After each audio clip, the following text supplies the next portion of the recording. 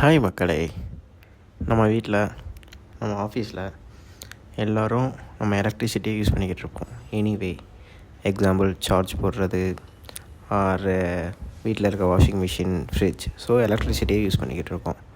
அந்த எலக்ட்ரிசிட்டி எப்படி ஜென்ரேட் பண்ணுறாங்கன்னு வாங்க பார்ப்போம். First one fossil fuel energy generation, second one non fossil fuel energy generation.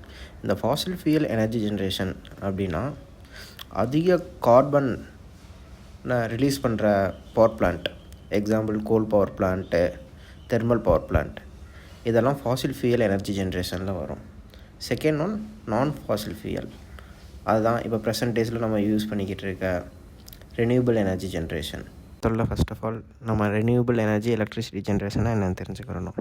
வேறு எதுவும் இல்லைங்க, நம்ம சின்ன வயசில் கேள்விப்பட்டுருவோம் பஞ்சதந்திரம், நீர், நிலம், ஆகாயம், காற்று. இதிலேருந்து நம்ம எலக்ட்ரிசிட்டியை எப்படி ஜென்ரேட் பண்ணுறோம். எக்ஸாம்பிள் வாட்டர்லேருந்து எலக்ட்ரிசிட்டி எப்படி ஜென்ரேட் பண்ணுறோம், ஏர், காற்றுலேருந்து எலக்ட்ரிசிட்டி எப்படி ஜென்ரேட் பண்ணுறோம். இதுதான் renewable energy electricity generation.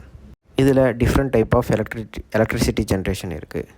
Example solar, wind, hydro power, geo thermal power, hydrogen energy generation, ozone wave energy generation, bio energy. இது மட்டும் different type of energy generation இருக்குது. இப்படி ஒவ்வொரு ரெனியூபிள் எனர்ஜி பவர் பிளான்ட்டும் எப்படி natural எனர்ஜியை எலக்ட்ரிசிட்டியாக convert பண்ணுறாங்கன்றத தெரிஞ்சுக்கிற நம்ம further வீடியோவுக்கு வெயிட் பண்ணுங்கள். தேங்க்யூ.